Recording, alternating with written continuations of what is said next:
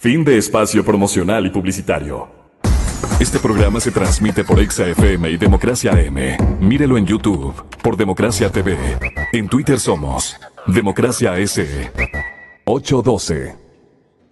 En el mensaje de los días lunes, al que nos está acostumbrando con otro estilo y calidades en todo su espectro, calidades, el señor presidente Moreno, se refirió a este tema que ha invadido en la conciencia social de todos nuestros pueblos.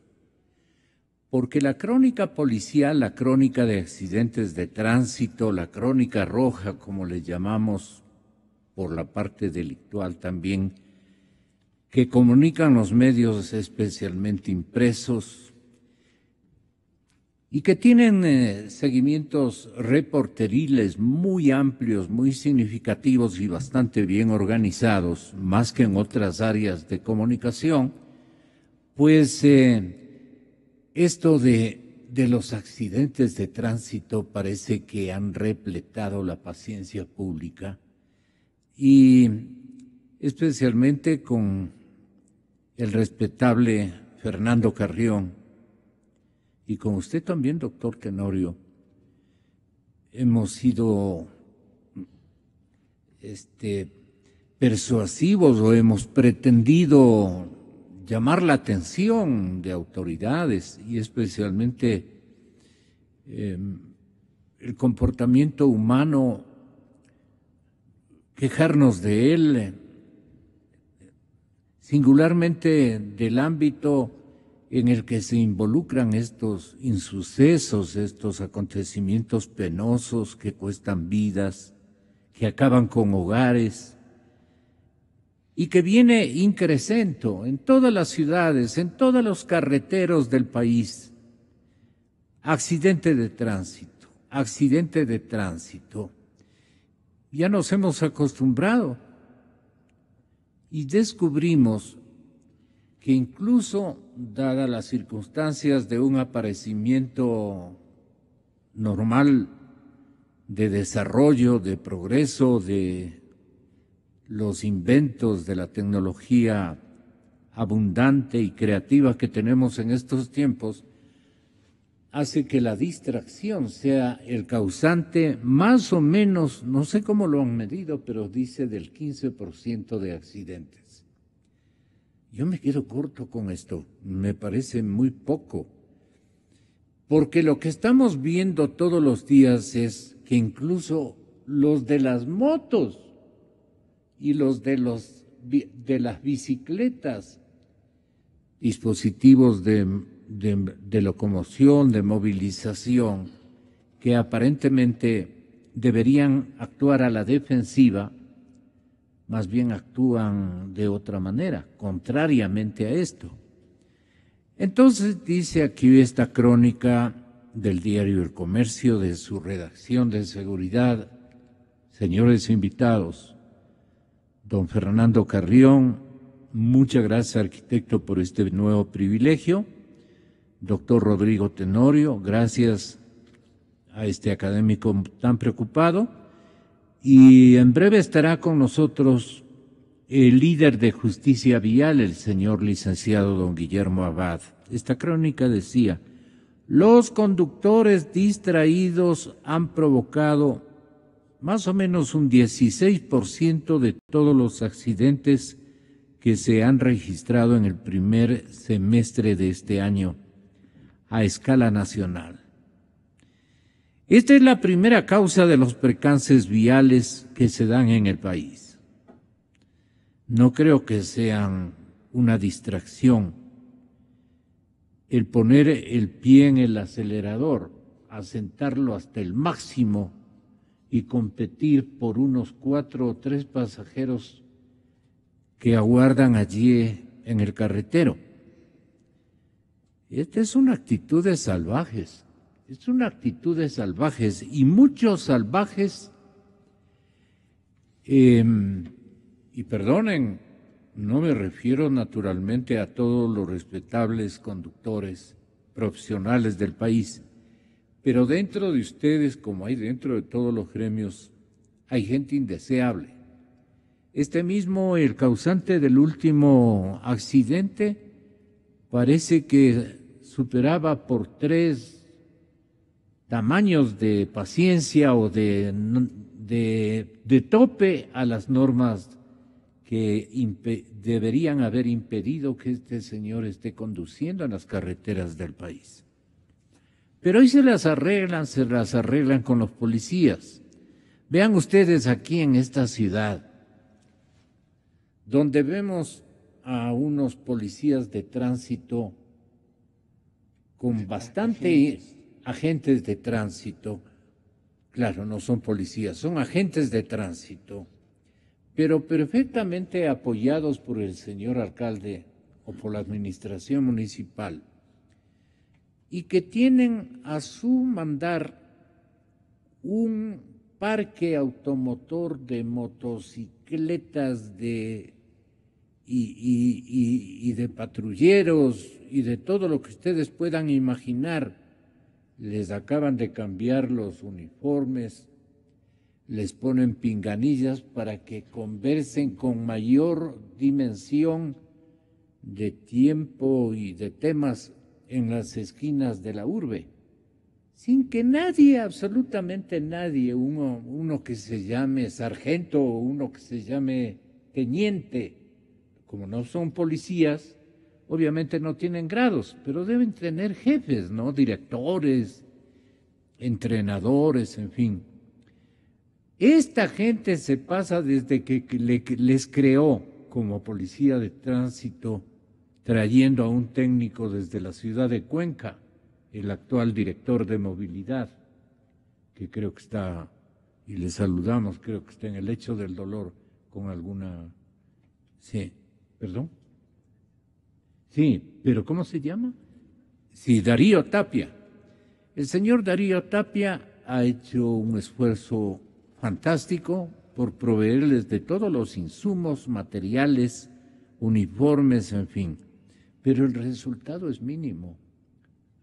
Se les ve muy... Ellos son los distraídos, ellos sí son los distraídos. Le pongo a Quito como un ejemplo de lo que ocurre a nivel nacional en todas las urbes. Hay municipios que se han alzado de hombros y a ellos la Constitución y la ley de régimen de los gas les obligan a que ellos conduzcan el tráfico, ¿no? O dirijan el tránsito en todas las ciudades y en las carreteras. Y el problema de los autobuses no ha cambiado durante muchos años. Fernando, ¿cuántas sesiones hemos tenido que protagonizar gracias a su bondad aquí en la radio y creo que en la generalidad de los medios de comunicación? Bus incendiado, bus volcado, causado 12 muertos, 15 muertos, 26 heridos, se ha volcado en tal carretero y todo lo demás.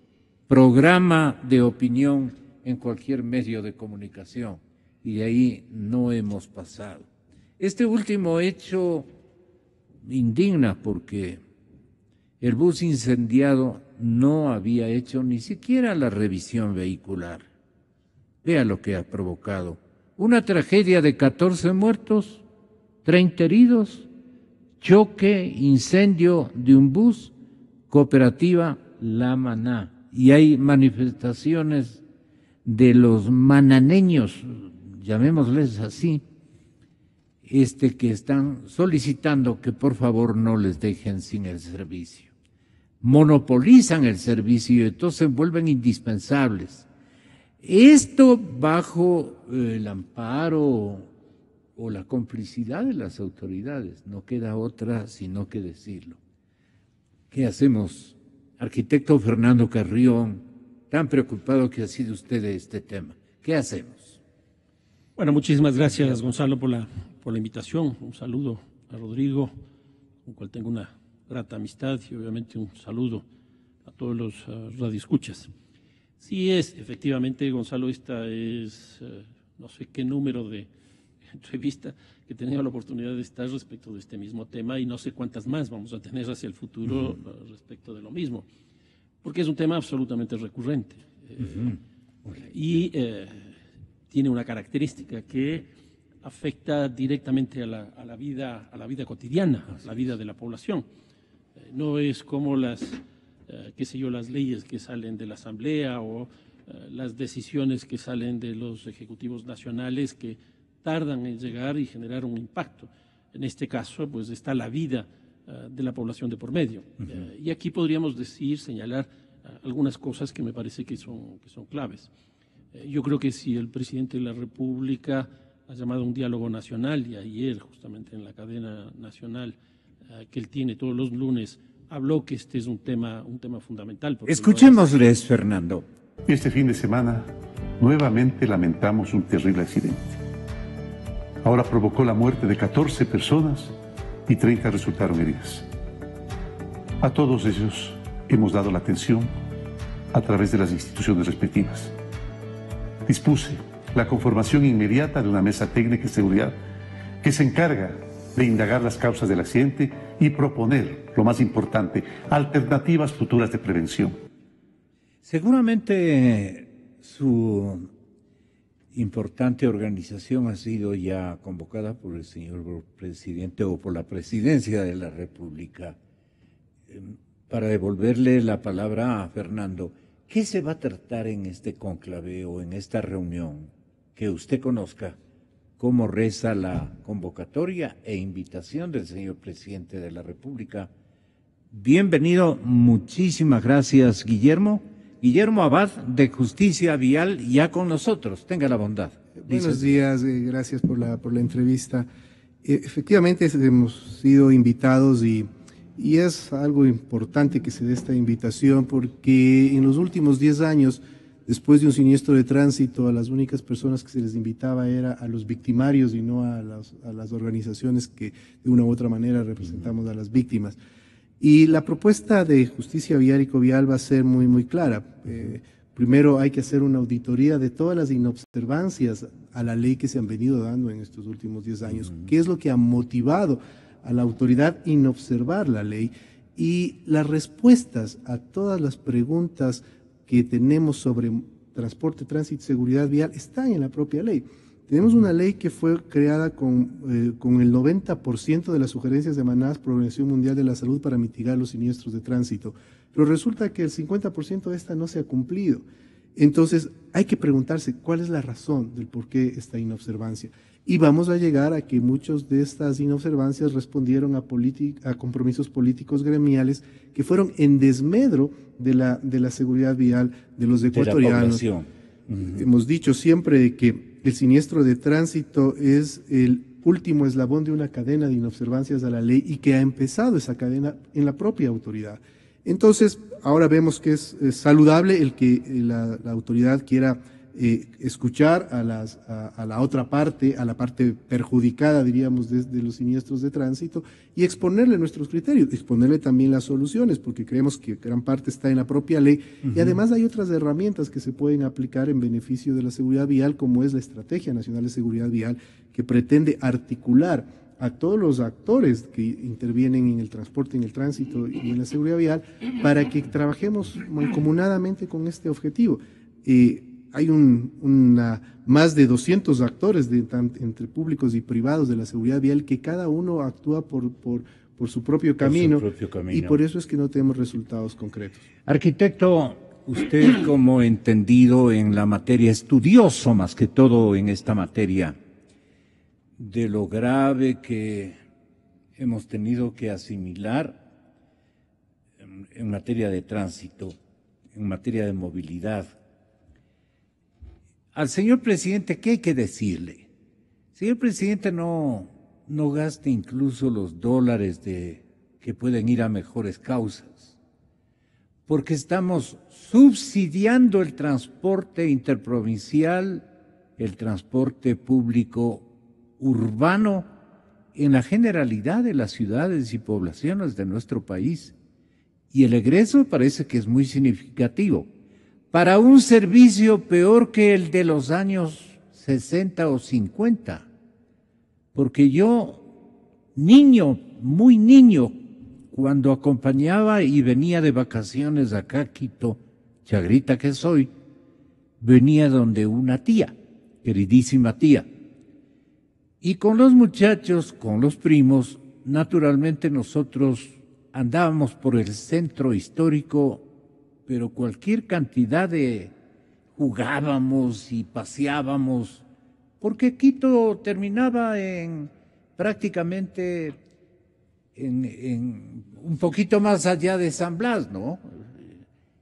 El resto, habían unos buses, 3 o 4 líneas, pero que bien organizados. Yo quisiera tener este momento a los colectivos, porque también los papis o los tíos con dinero nos hacían subir a los colectivos, que costaban, creo, un sucre. Sí, unos pequeñitos color azul. Qué gratos recuerdos me despiertan aquello. Yo soy obviamente mayor que Fernando, pero si ustedes hubieran visto, no Rodrigo, pero tú, si hubieras visto, Fernando, esa calidad te deben haber referido, era maravilloso servicio, claro, para una ciudad. Parece que la masificación trae como tormento un valor agregado de violencia, de descuido, de incompetencia, de desazón incluso para la vida. Porque la gente sufre por el transporte lo que nosotros que tenemos vehículo no sentimos. La gente que anda en buses es gente condenada a un pésimo servicio y a esta clase de accidentes que en cualquier momento se llevan a nuestra madre, a nuestro padre, a nuestros hermanos pequeñitos que van a la escuela. El drama social es terrible, Fernando, para que luego Rodrigo tenga la bondad de referirse a esta circunstancia humana. Lo que quería decir con relación a lo del presidente Moreno, que habló el día de ayer y que, bueno, hemos traído a colación ahora con esta producción que tiene Radio Democracia, es que este debe ser un tema típico de los diálogos que él está planteando. La ventaja que tiene la concepción metodológica con la que ha partido el presidente con estos diálogos es que está convocando a los actores principales que intervienen en cada uno de estos temas.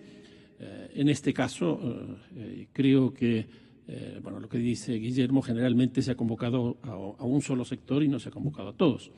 Pero me parece que aquí lo que se tiene que hacer es construir una política de Estado. No una política de gobierno, sino una política de Estado. ¿Cuál es la diferencia? Que dure en el tiempo, que venga otro gobierno y que la asuma como tal.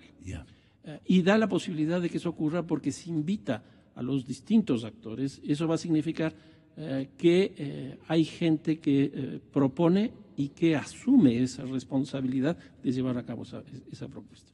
A mí me parece que, por ejemplo, ahí deberían estar, obviamente, este sistema semicooperativo que tiene el país, que yo creo que es uno de los grandes problemas de la accidentalidad y del transporte y la movilidad que tenemos en el Ecuador y en las distintas ciudades. No son cooperativas puras y totales, sino semicooperativas. Legalmente son cooperativas, pero operan con una lógica más bien de que cada bus es un accionista, por decirlo de alguna manera.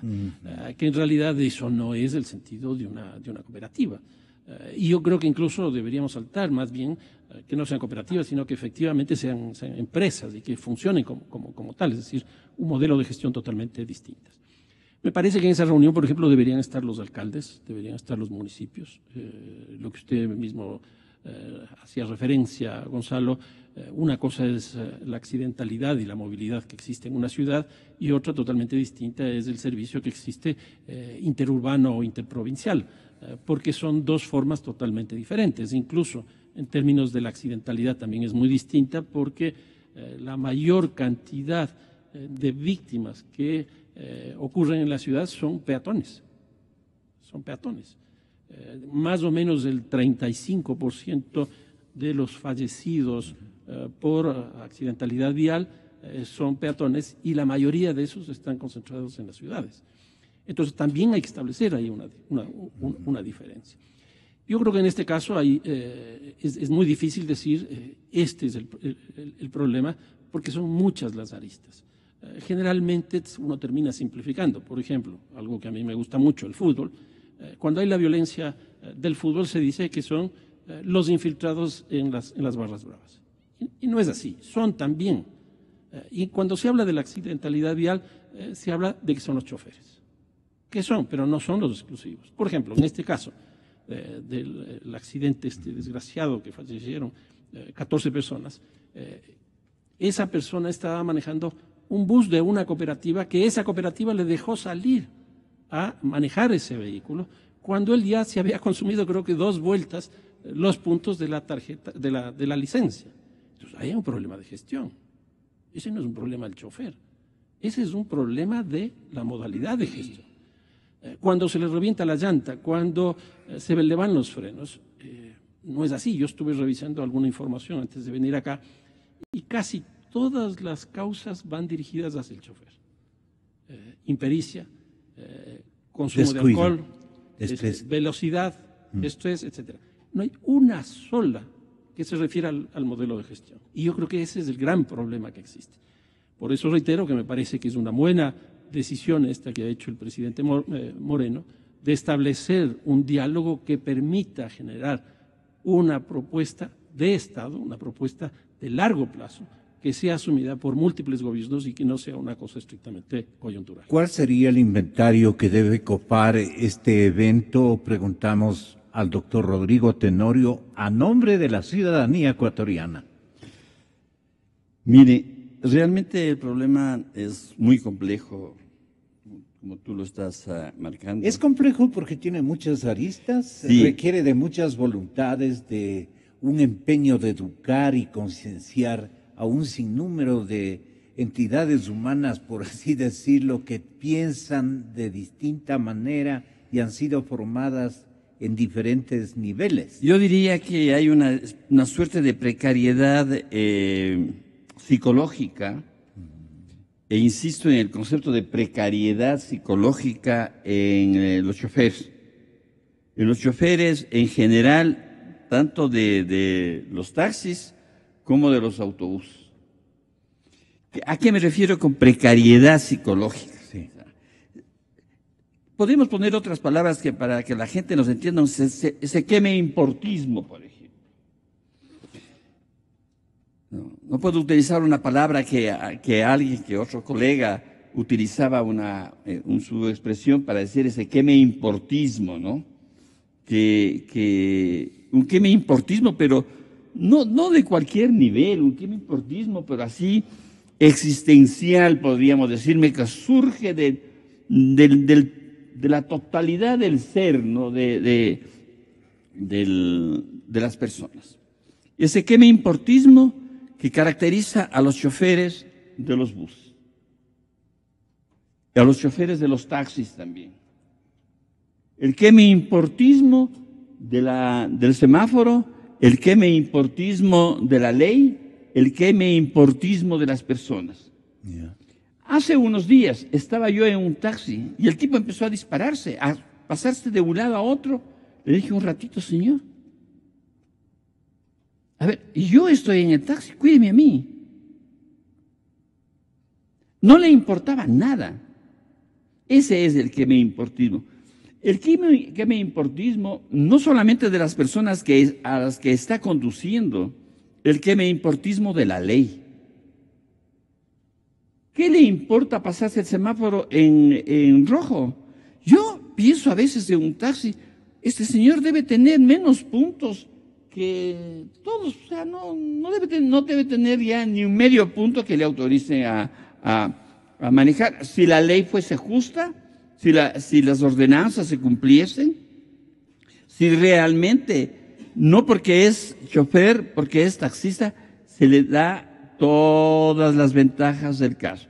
La sociedad y la ley son demasiadamente contemplativas, suaves cuando se trata de choferes. Antiguamente, recordemos todos nosotros, los grandes paros que hacían los taxistas, los grandes paros que hacían los buceros. Así es. Y la sociedad se quedaba ahí. Si no obedecíamos lo que querían los taxistas y los buceros, nosotros andábamos a pie. La sociedad se paraba y todos teníamos que cederles. Y esa es parte de la precariedad psicológica que siguen manteniendo los choferes.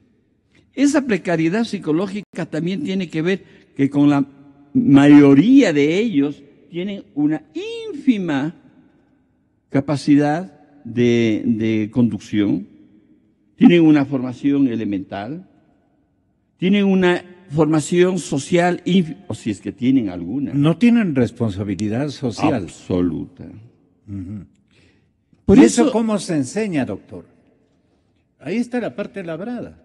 Bueno, en teoría debería haber una escuela de formación. La ley dice que debe haber eso. Pero no hay, pues, o sea, no funciona. Para ser taxista tú no tienes que ir a la escuela de formación. Basta que tengas un taxi, saques un permiso y ya está. Y si quieres algo más, pues te pones bravo y consigues todo. O sea, no es el país. Si nosotros los ciudadanos comunes y corrientes tenemos un médico que nos atiende mal, un dentista que nos atiende mal, no tenemos nada que hacer. O sea, no estamos ahí, nos morimos, ya nos morimos nomás. O nos sacan la buena en vez de las dañadas, no pasa nada. Bueno, y de alguna manera, bueno, tampoco te has muerto. Pero pasan estos desastres en los cuales no solamente son los 20 muertos o los 10 muertos, son familias enteras afectadas. Muere el padre que sostenía la casa, mueren los niños, mueren las mujeres, quedan lisiados, quedan enfermos para toda la vida. O sea, de su dilatada experiencia, con su permiso,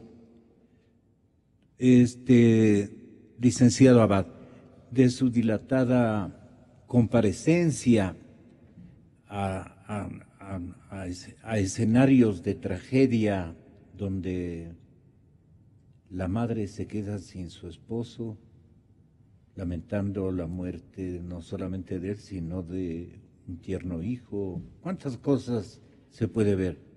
¿Qué ocurre con esos hogares? ¿Qué brutal desencuentro con la vida tienen que ellos asimilar? ¿Cómo se defienden? Total, el chofer va preso, abandonado también por el dueño del vehículo, por la cooperativa que lo auspicia en su trabajo, etcétera, etcétera. ¿Qué pasa con esos dramas familiares? Es un trauma psicológico, espiritual, sentimental, económico, es una mezcla de todo, porque, como bien lo han dicho, de la noche a la mañana, en un segundo, familias se destruyen. Recordemos, por ejemplo, el siniestro de tránsito de Paludillo, que ha sido el más trágico de la historia del país, en donde 47 personas de las 52 transportadas fallecieron. Ahí se fue toda una familia, tíos, primos, abuelos, hermanos, esposos, porque iban toda una familia. Y solo se quedaron 5 niños huérfanos de todo, de padres, de abuelos, tíos, de abuelos, de todo. Se quedaron solos en la vida. Entonces es una tragedia social la que viven las personas que están involucradas en un siniestro de tránsito. Y no solo los que han perdido sus seres queridos, sino muchas personas quedan en discapacidad, que es otra tragedia que viven esas personas. Entonces, todo eso multiplicado por los 13 muertos diarios que tenemos y por los 142 heridos que tenemos por día, también le significa un costo al Estado inmensamente alto. El país pierde por siniestros de tránsito $1.000 millones al año, pudiendo todos o gran parte de estos ser prevenidos, predecibles y evitables.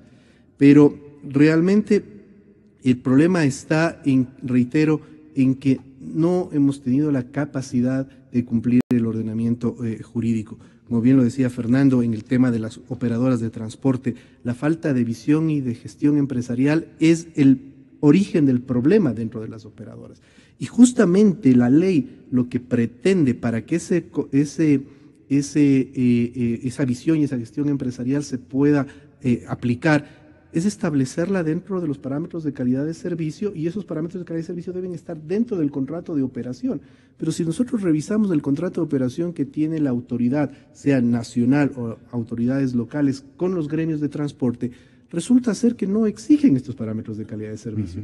Y hay que recordar que quien representa al usuario en ese contrato es la autoridad. Es decir, la autoridad tiene que abogar porque se cumplan estos parámetros de calidad de servicio, en cual uno de ellos es la seguridad, en beneficio del usuario. Pero resulta ser de que esos contratos de operación son muy permisivos, ¿no? Y le dan la potestad prácticamente a los gremios del transporte o a las operadoras de transporte a no tener ningún tipo de responsabilidad con el usuario. Pensemos en grande, y ese era el tema o la pretensión de este programa, que ustedes tengan la bondad de aludir los esfuerzos o las soluciones modernas que han mejorado la movilidad en las principales ciudades de América Latina y también del primer mundo. Más que todo en el primer mundo podemos encontrar, digamos, referentes más interesantes para nosotros. Ya no somos el tercer mundo, porque creemos nosotros que ya los problemas casi son comunes, y a veces un país no tan desarrollado en otras dimensiones, en el tránsito o en el ordenamiento social, ha sido un camino más vigoroso y más rápido de poder modernizarse, y hay ciudades lindas. Comienzan siendo lindas, organizadas, con gente amable, las ciudades bien organizadas en movilidad. Me da esa impresión. Entonces, aquí dice una ayuda a memoria: las capitales del mundo han crecido en los años recientes a un ritmo que demanda el desarrollo de soluciones innovadoras que permitan la sostenibilidad, el consumo de energía e infraestructura lo menor posible. Cifras de Naciones Unidas estiman que para el año 2050 cerca del 70% de la población mundial vivirá en áreas urbanas. O sea, los campos, eso sabemos desde el lado de la sociología y de las perspectivas incluso del desarrollo, todo el mundo apunta a que los campos, los habitantes del campo van a venir en busca de oportunidades a las ciudades pequeñas o grandes. Entonces, ¿cómo están preparándose nuestros políticos para gerenciar, organizar buenas ciudades, ciudades virtuosas en todo el sentido de la palabra? Este es el reto que tienen, por ejemplo, los cuadros mejor instruidos para ser urbes, ¿no es cierto? Porque de las ciudades y de los sistemas complejos de servicios públicos, en este caso de transporte, que integran buses, metros, grandes, modernas autopistas para vehículos particulares, así como sistemas férreos avanzados, forman parte de las alternativas de transporte que hoy se están modernizando para garantizar en las ciudades un flujo dinámico de personas que no puede detenerse, en cuyo continuo funcionamiento va a recaer la competitividad incluso de las ciudades. De eso depende el hecho de que el país progrese, los países progresen, países enteros progresen. Depende de la movilidad, depende de la velocidad, cómo la gente se traslade de un sitio a otro, lleve sus mercancías, en fin. Actualmente buena parte de la movilidad urbana está soportada en herramientas relacionadas con tecnología de información y las comunicaciones llaman TIC. Así, incluso cuando no lo vemos, la tecnología permite, por ejemplo, que un bus pueda llegar a un punto de la ciudad a suplir una inesperada demanda de transporte, o que los tiempos de espera de un semáforo pueden ser recalculados en tiempo real para descongestionar una vía. Esto se necesita de tecnología. Este tipo de soluciones, algunas de las cuales ya se han implementado en Colombia, no solo permiten que en las ciudades y sus habitantes interactúen de una forma más eficiente, también tienen un impacto directo en el medio ambiente y en las emisiones derivadas del transporte. A continuación, 5 ejemplos de tecnologías que mejoren la movilidad. Voy a leer solo los nombres. Automatización de sistemas férreos. Control de tráfico centralizado. Las ciudades modernas han llevado a complejos centros de control la administración del tráfico con el fin de darle un manejo mucho más avanzado. Se trata de espacios, ¿cómo se llamaba el señor del municipio que está enfermo? El señor Tapio, ojalá nos esté escuchando. Se trata de, y el señor alcalde, se trata de espacios donde se recibe toda la información de los sistemas que ha instalado la ciudad y desde los cuales se analiza, por ejemplo, cómo se mueve determinada autopista, en qué puntos hay que atender una emergencia, dónde están ubicadas las patrullas de apoyo o cuándo es necesario hacer modificaciones a la red semafórica para agilizar la movilidad. Ahí ponen el ejemplo de Medellín en la nación colombiana. Muy creativos en Medellín, cierto es. Y en Chile también uno se disipa viendo la organicidad que tienen el tráfico de vehículos, ¿no es cierto? Yo con esto les abro la imaginación, más que todo lo que ustedes también hayan leído o el sentido común les dicta decirnos, en apoyo a las autoridades que hacen caso omiso de eso, se han ido a ocupar de uniformarles a los agentes de tránsito, que están con unos uniformes como para el siglo XXIII, así dicen, y el mismo señor el que los maneja, el capitán, que es coronel, el coronel Zapata dice, ¿cuánto también iría este comedido concejal a gastar? Decía esta mañana, eso debe costar un dineral. Pero es que tienen ya todo electrónico, hasta los zapatos. Estoy burlándome, desde luego. Tengan la bondad ahora sí. Fernando. A ver, primero respecto de la información esta de Naciones Unidas que nos acabas de leer, Gonzalo. Naciones Unidas trabaja generalmente con promedios. Entonces, las proyecciones que ellos hacen es que en el 2050, que es efectivamente la información esa, el mundo tendrá el 70% de la población viviendo en ciudades. Pero ¿qué es lo que ocurre en América Latina? Este rato en América Latina ya viven 82% de la población en ciudades. Y en el Ecuador, el 71% de la población ya vive en ciudades. Es decir, nosotros ya estamos viviendo en un continente absolutamente urbano y gran parte de los problemas pasan y se realizan en las ciudades. Ese es el problema de trabajar con promedios como generalmente lo hace las Naciones Unidas. Una segunda cosa, todos aquí en el país hemos visto con con mucho agrado la construcción de las carreteras que se han hecho en el país. Pero cuando uno construye carreteras para vehículos, lo que ocurre es que se incrementa el número de vehículos. En la crónica mismo esta que tú leías, hablan de trenes. ¿Por qué en el Ecuador no se construyó en la época del boom económico que vivimos, no se construyeron vías férreas? Yo creo que eso hubiera sido una política muy interesante para reducir la accidentalidad vial.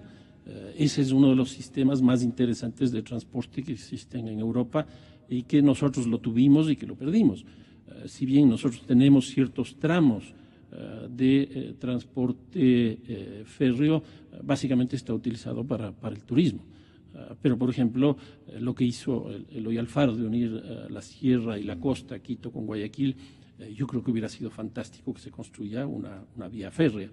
Eso hubiera reducido la cantidad de vehículos que tenemos en el país, con los grandes problemas que eso está trayendo. Y de accidentes, y también de accidentes viales. Entonces, yo creo que la dimensión de la transportación tiene que verse en su totalidad.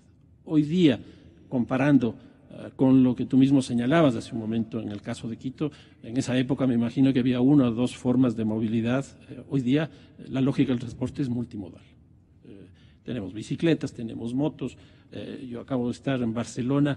Los sistemas alternativos son brutales, desde el monopatín, es un sistema de transporte.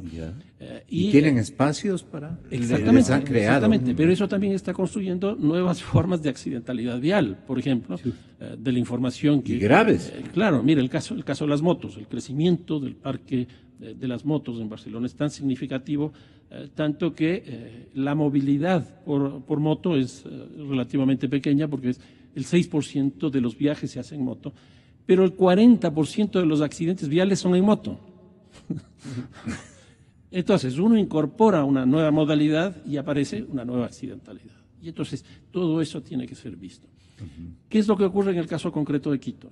Nosotros estamos discutiendo en estos días en el Consejo Municipal, bueno, no los cuatro que estamos aquí, sino el Consejo que nos representa, está discutiendo, por un lado, el tema de taxis, por otro lado, el tema de buses. ¿No sería bueno que el Consejo trate bajo una misma ordenanza todo el tema del transporte bajo una sola ordenanza, bajo una sola política? ¿Por qué se hace esto? Porque tras del transporte, y uno no puede negar, hay fuerzas políticas muy poderosas. El tema del transporte en este país no ha sido tratado con la fuerza suficiente porque el sindicato de los transportistas es una fuerza política muy fuerte que la conocimos desde la época de Velasco Ibarra. Y en este gobierno es uno de los pocos sectores que no ha recibido un golpe relativamente importante. Y no es que esté pidiendo que se les golpee, sino todo lo contrario, que se lo modernice, que se lo mejore. Que se los comprometa. Exacto. A una retribución social también. Gonzalo, tú decías hace un rato, esta cooperativa La Maná, se cierra la cooperativa La Maná porque así establece la norma, etcétera, etcétera. Se colapsa una buena dimensión de territorios y de pueblos. Exactamente, eso no puede ser. Por eso es lo que tienen fuerza estas cooperativas, porque saben que la medida durará 2 o 3 días porque el pueblo correspondiente se levantará a pedir transporte, porque no se le puede dejar sin transporte. En esto también hay algunas iniciativas interesantes, por ejemplo, en Chile existe. Ellos lo que hacen es licitación de rutas. Entonces, por ejemplo, ¿por qué no se licita todas las rutas del transporte interprovincial en el Ecuador? En esa misma licitación se podría incorporar una cosa que es absolutamente sencilla, la fiscalización. En otras palabras, que ni siquiera recaiga en la policía, que de todas maneras tendría que recaer en la policía. Pero en esa misma licitación se establece que para el servicio de esta ruta deberán tener tales y tales características de gestión de buses, de choferes, de etcétera, etcétera, etcétera. Y además de la fiscalización de esa ruta. De tal manera que si falla el fiscalizador, viene la sanción. Si falla el servicio, viene la sanción. Entonces, yo creo que ya es hora de que en el Ecuador se empiecen a ver cosas creativas, cosas nuevas, y que tiendan principalmente, a mi manera de ver, a modificar el marco institucional en que se está llevando a cabo todo el transporte y también a modernizar el modelo de gestión que tenemos en el país. Y creo que en el caso de Quito me parece absurdo que se discuta primero choferes de taxi y segundo choferes de buses, porque el tema del transporte es absolutamente uno solo el que existe. Usted sigue, doctor. Solamente quería hablarle en el comportamiento humano, este otro que significa un sistema de pago inteligente que está ponderando también este estudio de modernización del transporte público. ¿Qué quiere agregar usted desde el lado del comportamiento humano? ¿Cómo mejoramos eso? El peatón bien formado y el chofer igualmente colaborador, una maravilla de tipo para el servicio a la ciudadanía. Mire, partamos del principio de que los servicios públicos tienen que ser realizados por gente preparada. No solamente preparada en lo mecánico, en la maniobra ¿no? O sea, yo ya sé conducir porque sé conducir y punto.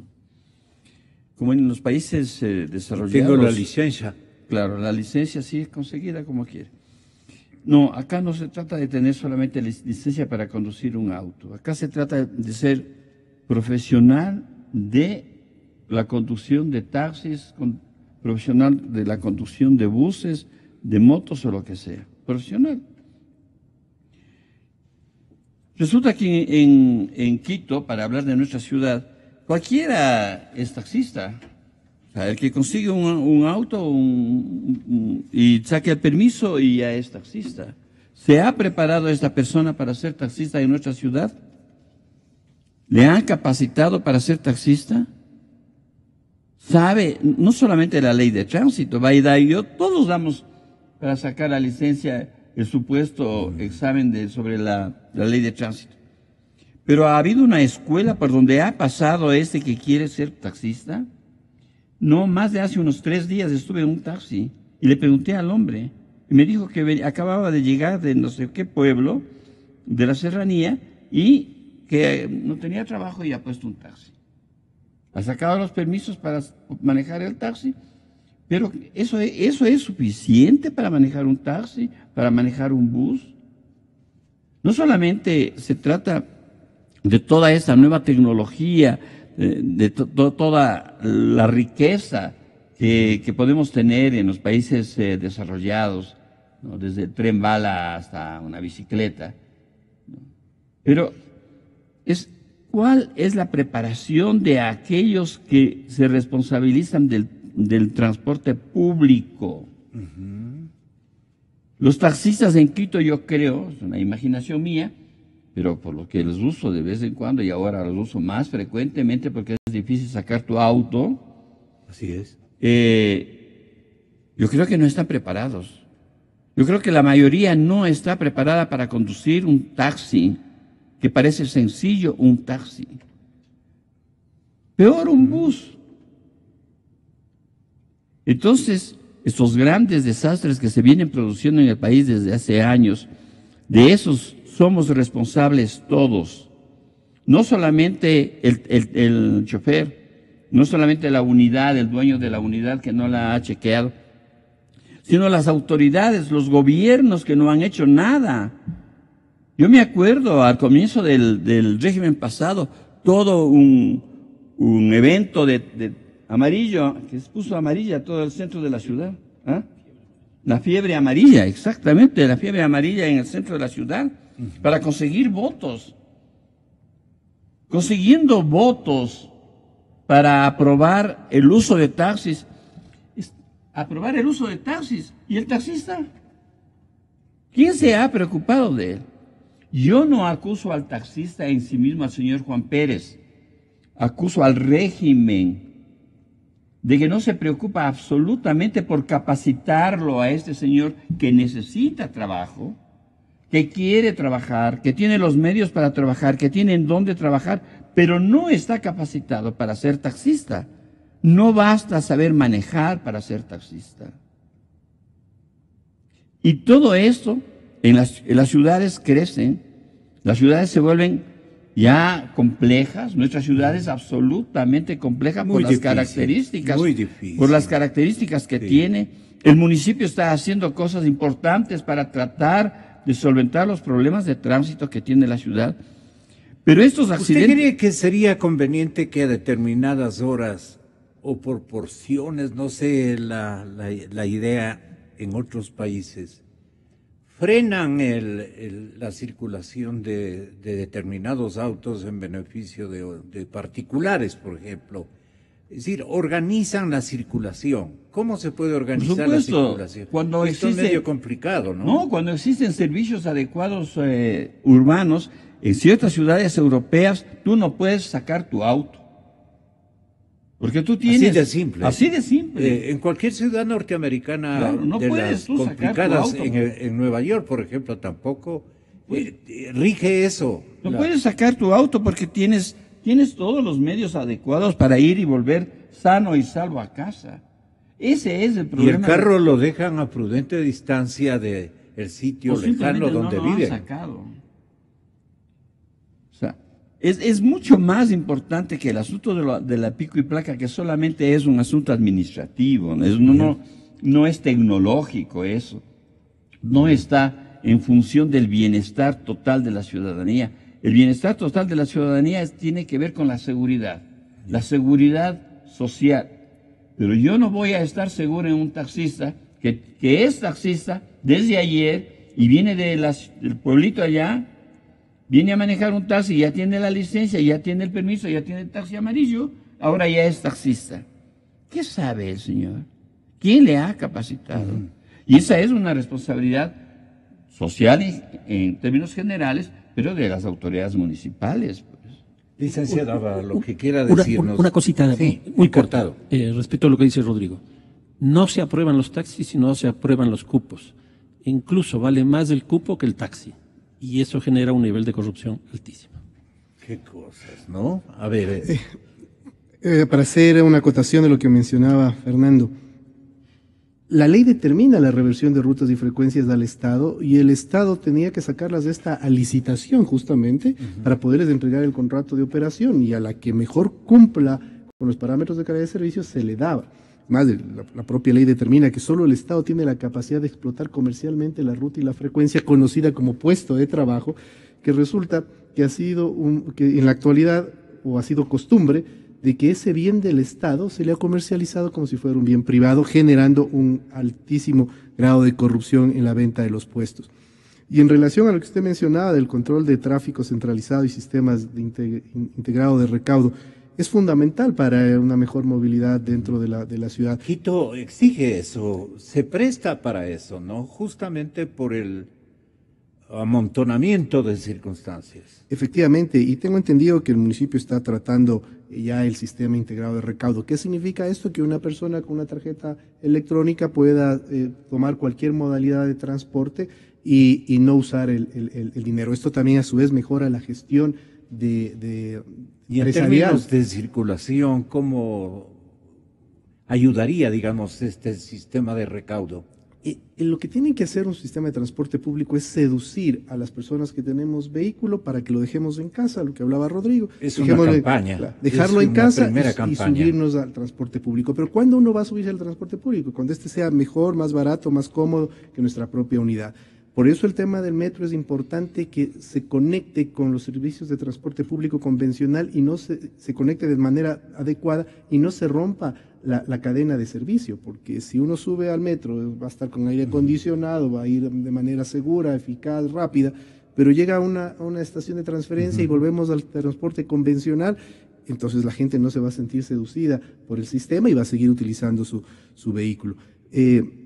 Así que creo que eso es algo que se podría implementar. El nuevo presidente de la República y el señor alcalde Rodas han declarado su amor al turismo. Hablan pero maravillas del turismo. Han organizado departamentos y el señor presidente también creo que va a reestructurar esa cartera de Estado, ¿no? Porque dicen ahí está en realidad una presencia de divisas. Estoy asistiendo a un seminario en un hotel importantísimo de Quito, muy vecino al lugar donde estamos. Y la flaqueza de presencia de turistas es terrible. Está abandonado el hotel. Y estamos hablando de un hotel 5 estrellas, de las mejores condiciones, cadena internacional, mira tú. Y está abandonado. Yo me preocupo de esto porque algo pasa con Quito. ¿No creen ustedes que el taxista es un insumo importantísimo en el trato que merece un turista de cualquier nivel que sea? ¿Cuándo una entidad como el Ministerio de Turismo y peor una dirección de turismo de la municipalidad ha organizado, por ejemplo, un taller de concienciación, de instrucción para los taxistas de Quito, para solo quedarnos en la situación de nuestra ciudad? ¿Te parece esto importante, Fernando? A ver, lo que me parece importante que señalabas hace un momento y ahora también es la introducción de lo que significan las nuevas tecnologías de la comunicación. Yo creo que eso está produciendo un cambio, pero brutal en todos los órdenes, Y creo que en el único que no está pasando es en las instancias, por ejemplo, municipales o en las instancias de las políticas públicas. El caso de los taxis, por ejemplo. El municipio acaba de aprobar más de 8.000 taxis, si no me equivoco, adicionales, pero está entrando ya dos plataformas muy poderosas a nivel mundial, a nivel mundial de provisión de este servicio. Por ejemplo, el caso Uber. Yo no sé qué va a pasar. Yo no sé qué va a pasar. Y ese es un salto, pero absolutamente cualitativo. Esta es una empresa que prácticamente no hace otra cosa más que tener una gran plataforma mundial donde personas que tienen vehículos se inscriben en esto para dotar de este servicio. Uber los califica, establece las normas, etcétera, etcétera. Uber no tiene capital. El capital lo pone cada taxista. No hay relación laboral con los taxistas. Eso va a modificar sustancialmente el sistema de la transportación en Quito. Cuando tú ¿Para mal o para bien? También. Va a transformar, ¿ya? Pero eso va a significar un salto que va a modificar todo esto que se está haciendo en el municipio de Quito. Y sin que el municipio de Quito siquiera lo conozca.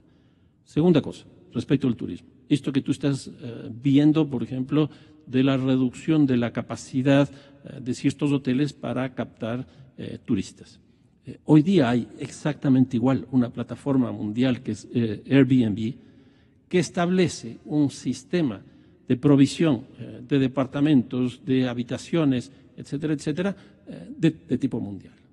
En este caso, de lo que yo conozco, más las otras plataformas tipo Expedia, Booking, etcétera, ese conjunto de instancias se llevan alrededor del 45% de los recursos que un turista puede llegar acá.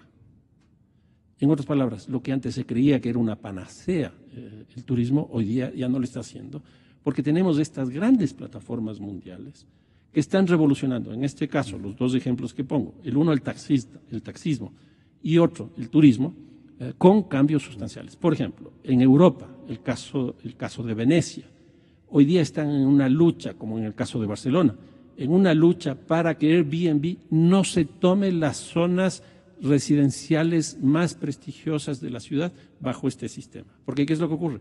Desplaza a la población residencial y viene la población turística.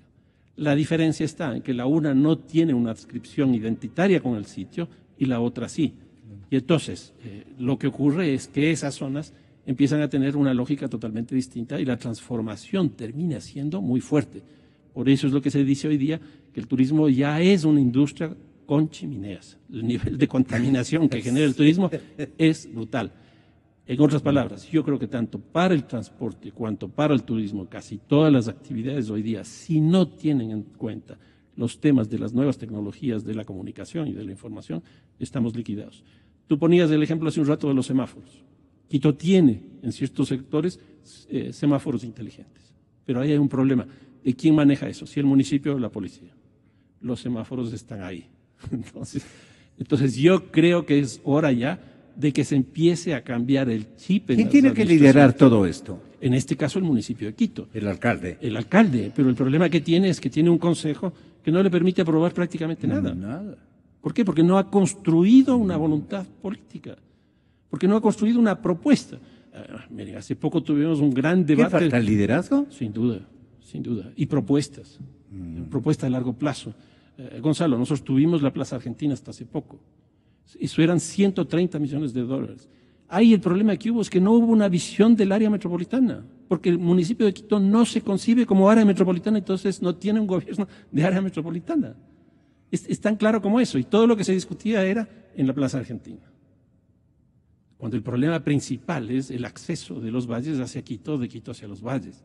Este rato lo que nosotros tenemos es un embudo, que es básicamente la ruta viva que termina en el túnel Guayasamín. Y eso termina en la Plaza Argentina. ¿Por qué no se abre otra ruta, por ejemplo, por San Vicente, que tiene un costo relativamente parecido a estos 131 millones de dólares? Porque no hay visión de ciudad, porque no hay visión de transporte. El transporte no es otra cosa que comunicación. Lo mismo que decía hace un momento respecto de las rutas férreas. Yo creo que lo lógico era, con esa gran inversión que se hizo en carreteras, que estimula la mayor cantidad de vehículos, lo lógico era destinar una parte, al menos para vincular Quito y Guayaquil con un sistema de ferrocarril, como lo hizo hace más de 100 años Eloy Alfaro. ¿Cómo que Quito y otras ciudades, doctor, no han aprendido a elegir buenos cabildos? Tal vez no vaya por ahí el tema, ¿no? Usted dice, no va por allí el tema. Creo que no tanto por ahí. Me estaba acordando de esa famosa frase de Velasco Ibarra, ¿no? A veces tenemos mentes ratoniles, ¿no? Y ¿se acuerda? Sí, así. Entonces, nos quedamos atrapados en esas conceptualizaciones. De lo chiquito. Sí, no vemos las cosas en grande, no aprendemos viajamos, nos damos el lujo de viajar por todas partes, no traemos las nuevas ideas, nos peleamos, como por la Plaza Argentina, por ejemplo, sacamos ahí las bayonetas y todo, pero por el afán de sacar las bayonetas y las armas, y no nos sentamos en las mesas para discutir, para ver los pros, los contras, las alternativas, ¿no? Las grandes alternativas, no lo minúsculo, ¿no? Ya. Y El problema es que también el alcalde de turno tiene que repartir territorios o activos. Al uno tiene que darle los mercados, al otro tiene que darle el tránsito al otro tiene que darle los bares, los restaurantes, los hoteles, y entonces votan a favor de las otras cosas que para ellos son secundarias, siempre y cuando estén bien pagados. Esa es justamente Por eso le digo, Quito no sabe elegir cabildos, verdaderos cabildos con gente de honor, con gente con valores, más valores que la misma Asamblea Constituyente, es su urbe, es su ciudad. Pero es que es también toda esta política previa, no solamente lo que viene para una elección, que viene fulano, sutano o mengano, sino que aquellos que están siendo nominados para las alcaldías de Quito, de Guayaquil, de Cuenca, que son ciudades grandes y complejas, es que los candidatos no tienen programas y proyectos con una mentalidad grande, ¿no? O sea, que vaya de ofrecer en cada barrio el semáforo y en cada barrio el alcantarillado y en cada barrio no sé qué. Entonces, desgraciadamente nuestras gestiones se reducen a eso. Y cuando se hace una obra grande, yo recuerdo por ahí, por uno de los pasos a desnivel que se han hecho aquí en la ciudad, todo un escándalo, una oposición, pese a que son obras que de una u otra manera agilizan, solucionan. Ya, pero nos quedamos, por eso cité a Velasco Ibarra, a discutir en las minucias, ¿no? Cuando no tenemos una visión grande de ciudad, una visión grande de país, porque el tránsito no es un problema de Quito. ¿Ya? Para que se solucione el problema de Quito del tránsito, se tienen que solucionar los problemas de tránsito de Ambato, de Ibarra, todas las cosas que están cerca, las ciudades que están cerca a Quito, y del país en última instancia. Porque si creamos una nueva cultura de tránsito, no es solamente para Quito, es una nueva cultura de tránsito de Guayaquil. Pero veamos cómo manejan en ciertos lugares.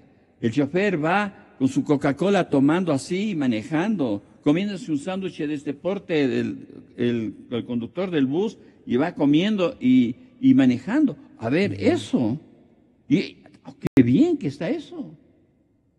Eso está prohibido por la ley, pues. Él tiene lugares en donde comer y en donde tomar, refrescarse. Y unas salpilleras en el lado de la ventana de la izquierda que va flameando ahí como una característica de lo que ellos son. Exactamente. Perdonen, pero hay que decirle. Sí, señor. Muchas gracias, doctor. Muchas gracias, arquitecto. Señoras y señores, yo creo en la radio.